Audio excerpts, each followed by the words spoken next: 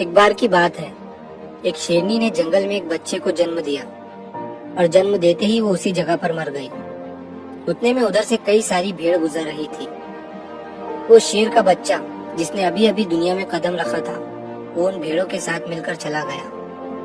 अब वो शेर का बच्चा एक भेड़ की तरह पलने लगा और उन भेड़ों के साथ रहकर वो खुद को भी एक भेड़ ही समझने लगा था। उसने कभी मांस नहीं खाया और वो भेड़ों के साथ मिलकर घास खाने लगा था। उसे कुछ आइडिया ही नहीं था कि एक शेर कैसे रहता है और कैसे अपनी जिंदगी गुजारता है। और उसे ये तक नहीं पता था कि वो एक शेर है, क्योंकि उसके चारों तरफ भेड़ ही भेड़ थी और भेड़ों के ही साथ वो पलने लगा था। उसने कभी शेर की तरह नहीं दहाड़ा। फिर समय गुजरता गया और वो शेर का बच्चा एक यंग शेर बन गया। वो भेड़ों के झुंड में अलग ही दिख रहा था, लेकिन भेड़ों के साथ रहकर भेड़ों को उसकी आदत हो गई थी। एक दिन एक बूढ़े शेर ने उन भेड़ों के झुंड पर हमला कर दिया। जब उस बूढ़े शेर ने भेड़ों के झुंड में इस यंग शेर को देखा तो वो हैरान हो गया। उसे अपनी आंखों पर विश्वास नहीं हो रहा था। उसने देखा कि एक यंग शेर भेड़ों के साथ घूम रहा है। उसने पहले कभी ऐसा नहीं देखा था। वो ये भूल गया कि वो वहाँ पर भेड़ों को पकड़ने आया था।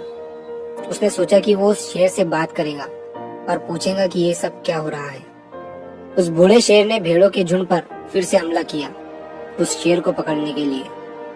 भेड़ों ने जैसे ही उस बूढ़े शेर को देखा, वो सब अपनी जान बचाकर भागने लगे और उन भेड़ों के साथ वो शेर भी अपनी जान बचाकर भागने लगा। कुछ देर के बाद उस बूढ़े शेर ने उस यंग शेर को पकड़ लिया। बूढ़े शेर ने उस यंग शेर से कहा, अरे बेवकूफ, तू मुझे देखकर भाग क्यों रहा है? यंग शेर ने रोते हुए कहा, प्लीज मुझे छोड़ दो, मैं एक साधारण सा भेड़ हूँ, मुझे जाने दो। वो उस बूढ़े शेर को देखकर एक भेड़ की तरह कांप रहा था।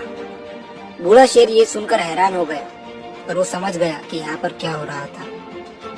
वो बूढ़ा शेर उस यंग शेर को एक नदी के पास लेकर गया। यंग शेर वहाँ से भागने की कोशिश कर रहा था, लेकिन बूढ़े शेर ने उसे नदी की तरफ धकेलते हुए कहा कि अपने आप को इस पानी में देखो। नदी का पानी पूरी तरह से शांत था। बूढ़े शेर ने यंग शेर से कहा कि अपने फेस को इस नदी में देखो और मेरे फेस को देखो।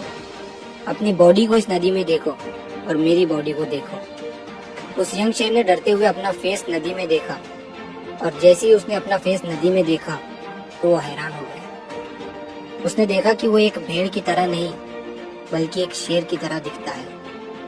वो रियलिटी को समझ गया कि वो एक भेड़ नहीं बल्कि एक शेर है और एक सेकंड के अंदर ही उसने एक शेर की तरह दहाड़ा। उसकी दहाड़ सुनकर पूरा जंगल कांप गया। उसने अपने आप को पहचान लिया, अपनी पावर्स को पहचान लिया और तभी उसने अपने आप में एक ऐसी एनर्जी महसूस की जो उसने आज से पहले कभी नहीं की थी। फिर उसने सोचा कि एक भेड़ की तरह जीना रियलिटी नहीं थी, वो सिर्फ एक मेंटली कंसेप्ट था और अब वो रियलिटी को जान चुका था। इस कहानी से बहुत ही डीप मैसेज निकलकर सामने आता है। अपने अंदर से उस वीकनेस को निकालो जो आपके अंदर झूठ बोल बोल कर बैठा दी गई है। आप भी एक शेर की तरह हो जो भेड़ों के बीच फंस चुके हो।